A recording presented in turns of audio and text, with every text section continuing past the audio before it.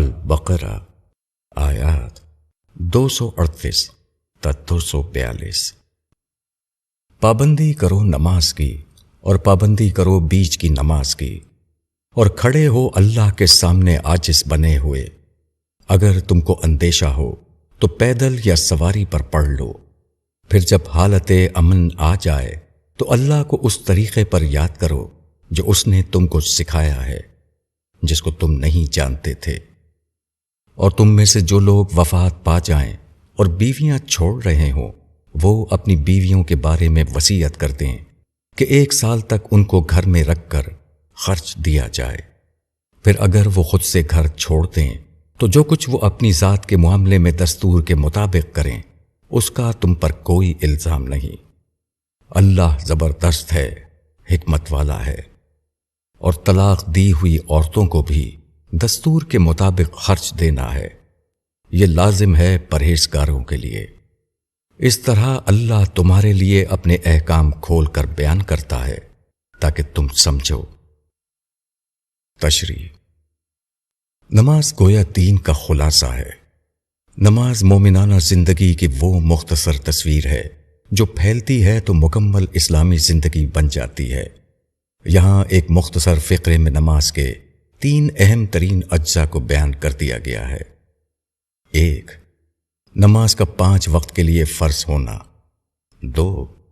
نماز کا ایک قابل اہتمام چیز ہونا۔ 3. یہ بات کہ نماز کی اصل حقیقت عجز ہے۔ پابندی کرو نماز کی اور پابندی کرو بیچ کی نماز کی۔ اس سے معلوم ہوا کہ نمازوں میں ایک بیچ کی نماز ہے اور پھر اس کے دونوں طرف نمازیں ہیں۔ اس جملے میں اطراف کی نمازوں سے کم از کم 4 کا عدد مراد لینا ضروری ہے، کیونکہ عربی زبان میں صلاۃ یعنی نمازوں کا اطلاق 3 یا اس سے زیادہ کے عدد کے لیے ہوتا ہے۔ پہلا ممکن عدد جس میں نمازوں کے درمیان ایک بیچ کی نماز بن سکے 4 ہی ہے۔ اس طرح ایک نماز بیچ کی نماز ہو کر اس کے دونوں طرف 2 نمازیں ہو جاتی ہیں۔ بیچ کی نماز سے مراد عصر کی نماز ہے، جیسا کہ روایات سے ثابت ہے۔ نماز کے دوسرے پہلو کو بتانے کے لیے محافظت کا لفظ استعمال ہوا ہے۔ گویا نماز اسی طرح حفاظت کی ایک چیز ہے جس طرح مال آدمی کے لیے حفاظت کی چیز ہوتا ہے۔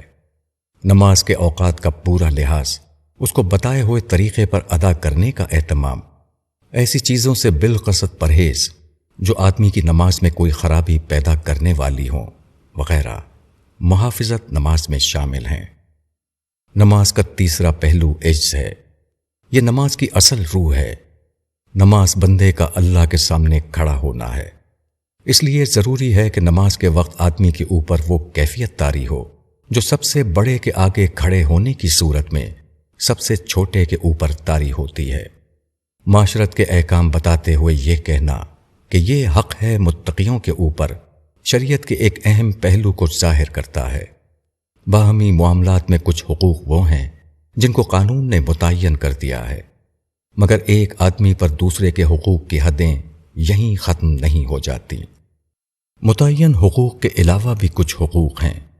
یہ حقوق وہ ہیں جن کو آدمی کا تقوی اس کو محسوس کراتا ہے، اور آدمی کا متقیانہ احساس جتنا شدید ہو اتنا ہی زیادہ وہ اس کو اپنے اوپر لازم سمجھتا ہے۔